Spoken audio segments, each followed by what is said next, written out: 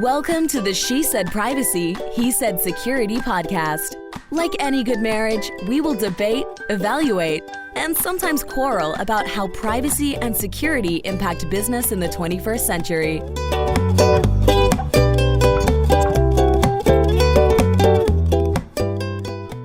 Hi, Jody Daniels here. I'm the founder and CEO of Clover Advisors, a certified women's privacy consultancy. I'm a privacy consultant and certified informational privacy professional, providing practical privacy advice to overwhelmed companies. Hello, Justin Daniels here. I am an equity partner at the law firm Baker Donaldson. I am passionate about helping companies solve complex cyber and privacy challenges during the life cycle of their business. I am the cyber quarterback, helping clients design and implement cyber plans, as well as help them manage and recover from data breaches. This episode is brought to you by loud drums today, Clover Advisors. We help companies to comply with data privacy laws and establish customer trust so that they can grow and nurture integrity.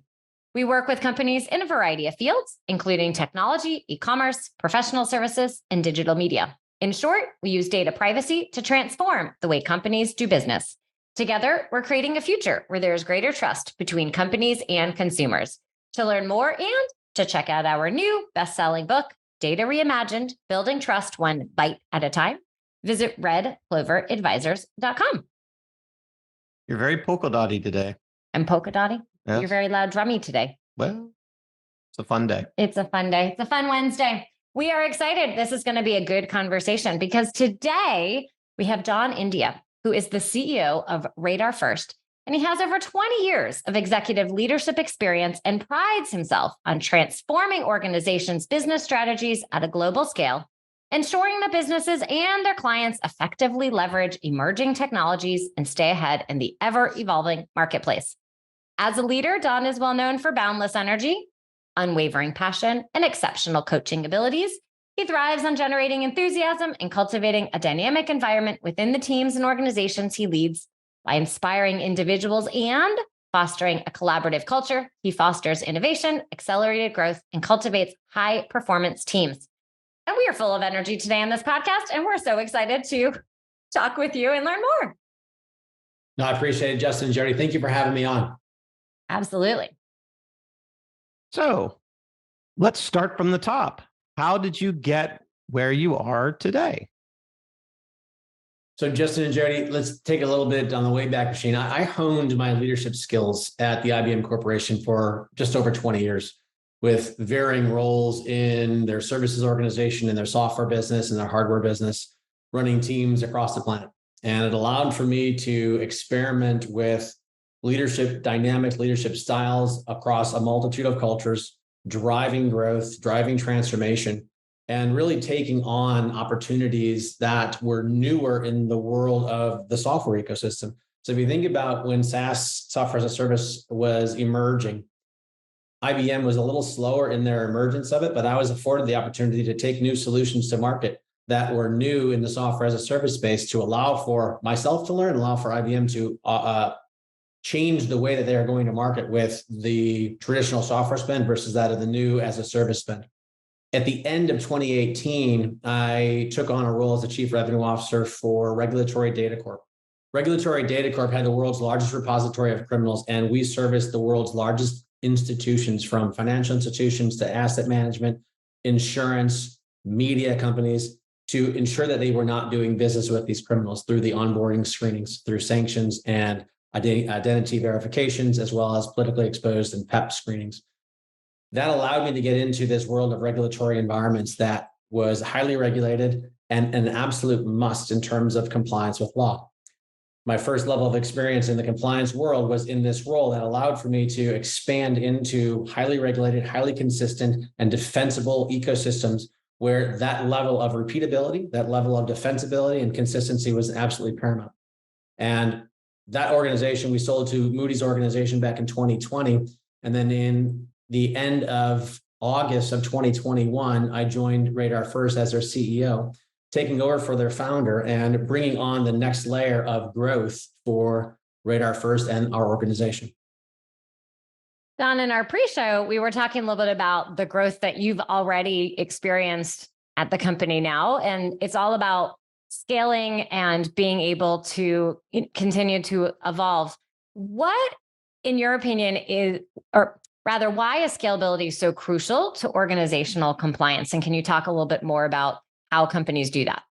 Certainly. If you think about compliance in and of itself, let's go higher level and just look at compliance first.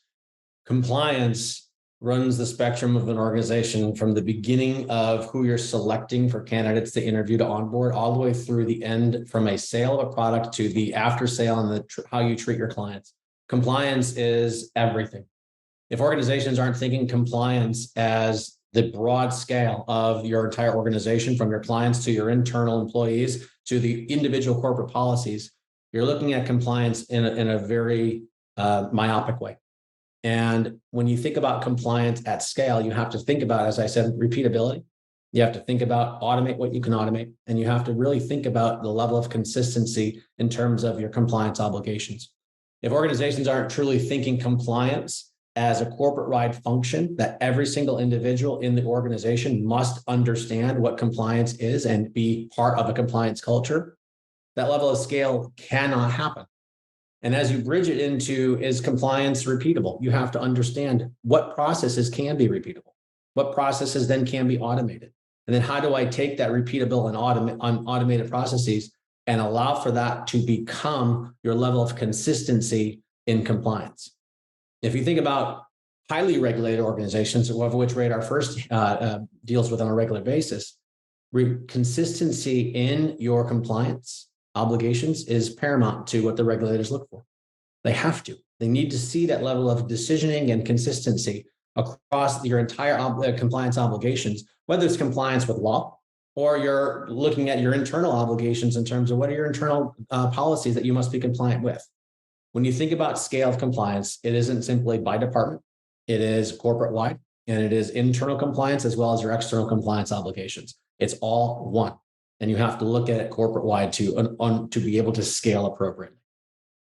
When you think about those customers that are consistently creating those solutions across their organization, what could you offer someone listening as to what they're doing right? Maybe is there a tactical example, not giving anyone away, but just their process of what they're doing? If you think about the repeatability, what processes do you have that are consistent in your organization? And if you can identify the repeatability of those processes or repeatability of offenses, if you will, you can automate those. You can create playbooks and runbooks that on a consistent basis, you will do these things. And there are solutions out there that will automate those functions for you if you have that level of consistency. If you go backwards to claims adjudication in an insurance business, way back, claim processing was claims processing, but a lot of claims are exactly the same. They're exactly the same. And insurance organizations have been able to automate that claims adjudication to reduce their costs and create consistency in claims adjudication that are simply automated. If you think about a misdirected email that delivers healthcare information to the wrong person, it happens a lot by health organizations. You can automate that level of process and create a level of consistency, not only just to prevent it, but you can look at it and prevent the downstream from happening as well. So that level of repeatability is what clients are doing right. From an automated perspective, you have to look at what can I automate? Because if you think about the expenses of an organization, automation will reduce the overall incurring expense over time. And that is something that we have to look at as organizations to say, repeatable, automated, allow for me to be more agile and allow for me to spend my dollars where I can spend my dollars appropriately. Thank you for sharing.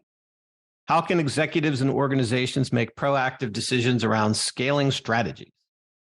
Yes, it's a good question, Justin. I appreciate that. When you think about organizations, as I talked about earlier, organizations have to look at compliance across the entire spectrum of the organization, not by departments. By looking at it individually by department, you are missing an opportunity to create a level of repeatability and create a level of interdepartmental communication across an organization that if you simply look at it from one department or another, that level of communication across the institution doesn't happen. It allows for you to look across an organization and create and look at the technologies that are available in the marketplace that allow for the collaboration and allow for your organizations to be over communicative with respect to your overall compliance. And then if you think about the technologies that are out there in the marketplace, there are very niche products to fit the need of what your organizations require. If you think about onboarding screening, there are onboarding screening solutions that are very much in the compliance vertical to prevent you from doing business with sanctioned individuals. On the back end, there's RadarFirst that allows for you to provide the right level of best-in-class incident response for data breaches and privacy incidents.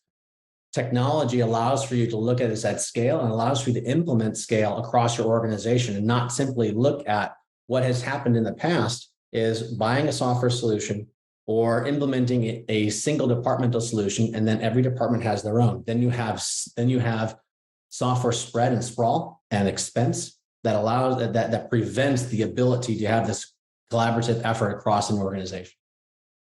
So specifically, if I'm an executive and I'm in a regulated industry and I'm very concerned about how I handle incident response and use my time wisely, how does RadarFirst help me automate processes so I can save time and use it more efficiently when it's so precious in an incident response situation? Certainly. If you think about the world's data protection and data breach law, what RadarFirst has done is ingested all of those laws across the planet at a global scale and have third parties as well as internal parties interpreting this law. And our patented breach guidance engine cross-references every potential data input of what you potentially have lost with every single law that you are obligated by your jurisdictions to be compliant with. 130,000 plus potential data inputs across a myriad of laws across the planet create a manual process for any organization that doesn't have an automated tool to provide the guidance and understanding of what your jurisdictional obligations are. RadarFirst has automated that. If you are a global organization, you have to be compliant with all global data privacy and data protection laws. RadarFirst is the only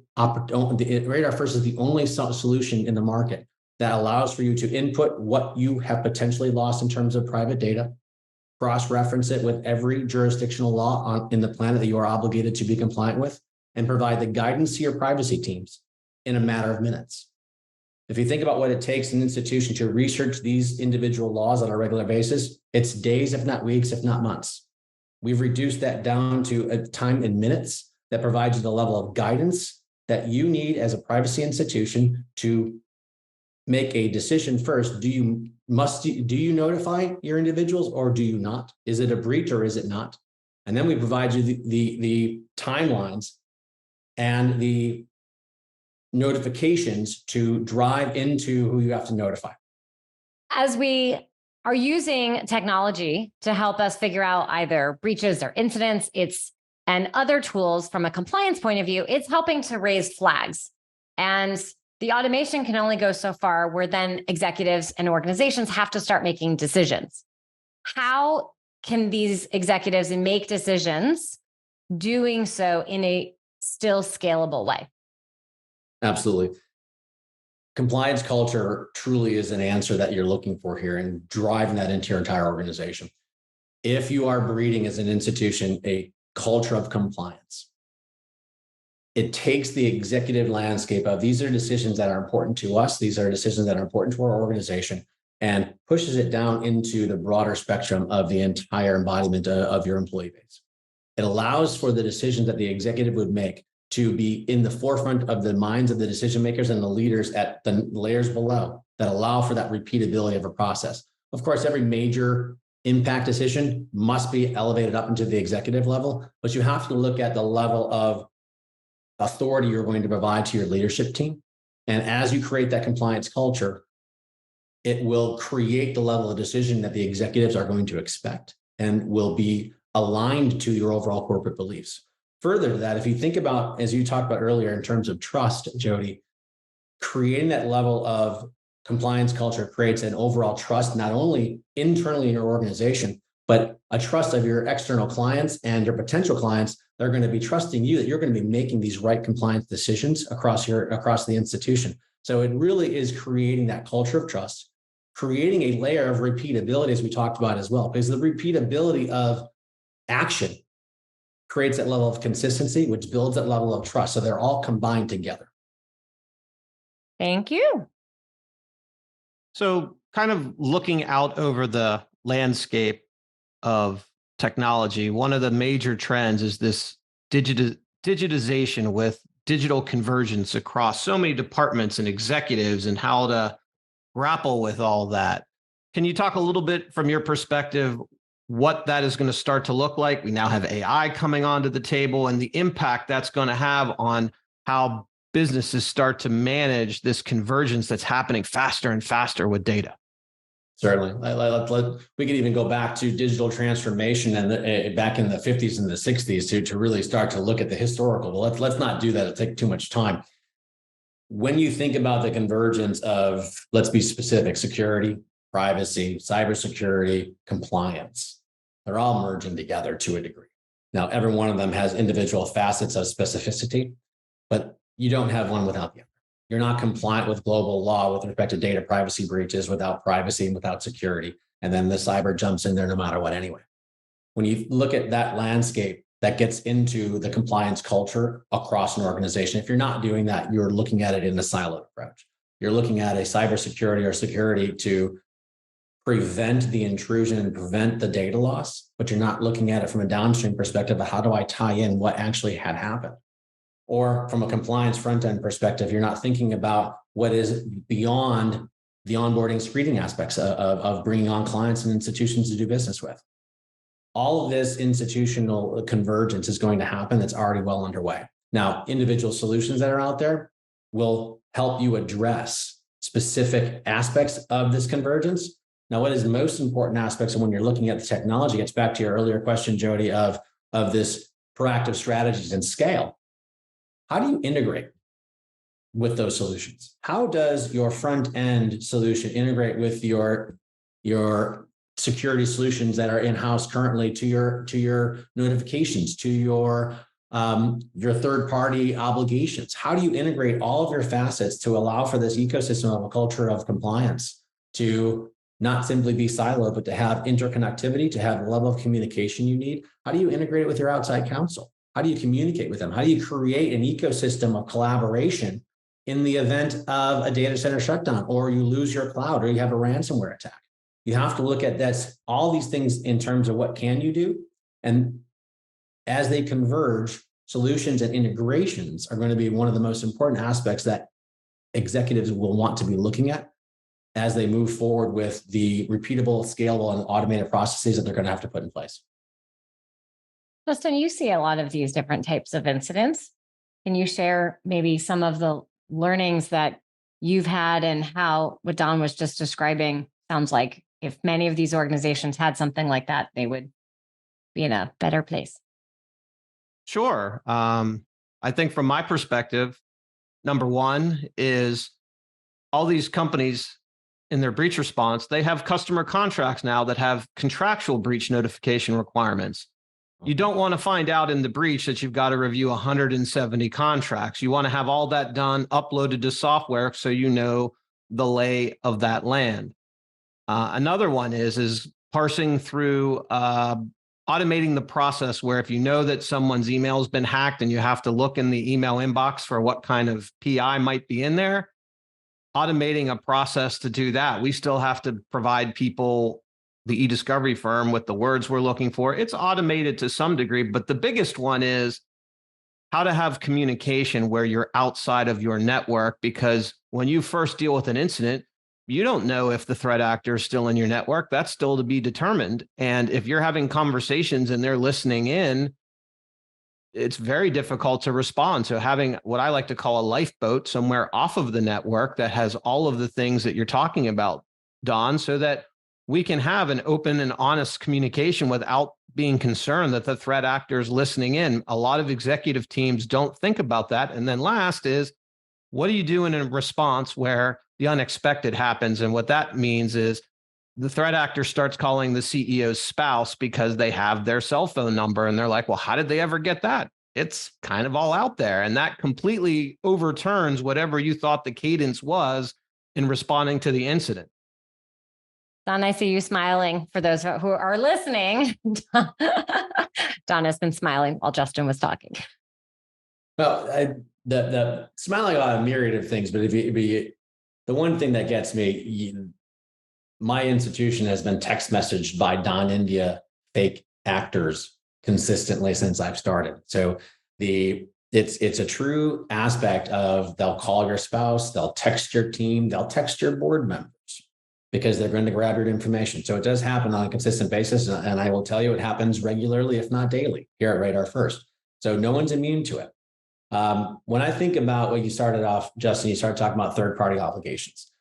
That is a tremendous open problem that institutions have. If you have hundreds of thousands of contracts and you want to go through hundreds of thousands of third-party potential notification obligations, some of which have stiff penalties and some of which are under 24 hours of notification of a data breach, and you don't know it, you lose the trust of that third party. You lose the trust of an ecosystem around you that could have been there for years. And it's bi-directional. It's your clients, your third-party obligations of who are your customers, but it's also who has access to your data. There are third-party data that access your data too. So there's an outbound and an inbound problem with respect to third-party obligations. So that is a big problem across every industry. Now, I'll do a little plug for RadarFirst. We do have a third-party obligation module that ingests contracts, understands the obligations, and allows for us to input them into the RadarFirst solution. So you know that you are in under 24 hours, you're obligated to notify your series of third-party providers or third-party clients. Outside of that, you mentioned what I briefly touched on, Justin, this ecosystem, as you described it, as a lifeboat. The communication mechanisms that allow for you to connect internal legal, IT, security, privacy, compliance, external, outside counsel, and others. It's a critical component to allow for that to happen, to allow for you to have the conversations off of your network. You may not even be able to access your network, or you're accessing it and people are listening in as you described. Well, that's a fundamental problem as well. So this lifeboat concept, RadarFirst does have that allow for that level of communication. There are solutions out there that does that and will, but that also do this. It's a critical component to how you are able to handle events and incidents, whether it's a privacy incident or not. You need to have that lifeboat, as you described, in order for the dialogue to happen in a secure environment. Now, Don, you see a lot of companies have a lot of incidents, which means you might have some really good privacy or security tips that people are asking you when you're out and about in a social setting. And we always ask our guests, what is your best privacy or security tip? From a privacy perspective, if you think about your organization, you have to look at what are you actually looking at from a notifications perspective. And I'll be specific to RadarFirst in terms of what we do. When you look at privacy notification obligations, the majority of institutions are way over notifying on every, if not the majority, if not every incident, they are making a decision to notify someone. That's a waste of time.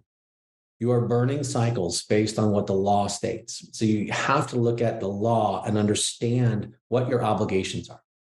And when you think about over notifying, you're spending time, energy, resources on things you're not obligated to do. And it sounds interesting when I say don't over notify, but it's a fundamental problem of time. And if we have a solution that allows for you to understand your obligation notifications and reduce the amount of time spent on over notifications, you are saving yourself time. You are saving yourself money. And organizations then can focus time and energy on what is really important, on those obligations to notify that are within 72 hours, that will create significant penalties to your institution and allow for you to be more open and allow for you to have that level of notifications that is accurate, consistent. And the problem with over notifying is actually you're exposing yourself to a reputation of having significant problems. So over notification beyond the work and time spent is a problem with your reputation of, well, why are they losing data all this often? Why are they notifying on a consistent basis? Why are they notifying every day? So you have to look at it from their overall reputation perspective. you will erode trust in an over notification scenario because you are doing too much of what you're not obligated to do. That would be the way that I would share from a privacy perspective of do what you are supposed to do. Look at what RadarFirst can provide to you in terms of the guidance we provide at a global scale. And it'll help you optimize time. It'll help you optimize your notification obligations. And it'll also keep you in the reputational arena that you want to be and continue to build that trust with your organizations and your employees and your clients. Important point on the reputation. Thank you for sharing that. So when you're not being a CEO and evangelizing about scalability of crucial to organizational compliance, what do you like to do for fun? I am an avid endurance runner. I have a long-term goal since January 10th of 2010 to run a marathon in every state. I have 18 states complete. Little bit more to go, 32 to go, but that is something that I enjoy doing. I enjoy hiking. I enjoy snowboarding. Those are the three things. So running, hiking, snowboarding are the three things. If you ask me to do something, I'm likely going to choose to do one of those three things. Well, I might not join you on the marathon part. I like the hiking idea, but very ambitious goal, very exciting. Don, thank you so much for sharing what you have today. If people would like to connect and learn more, where should they go? First and foremost, if you want to learn more about RadarFirst, please check us out on our website, www.radarfirst.com. And if you need to, and if you want to contact me directly, Jody, what should I say? Should I have them go to my email? Whatever you want. And if you want to contact me directly, please send me an email at don.india@radarfirst.com. Well, Don, thank you again for sharing all your insights today. We really appreciate it. Justin and Jody, thank you for having me. I truly appreciate it.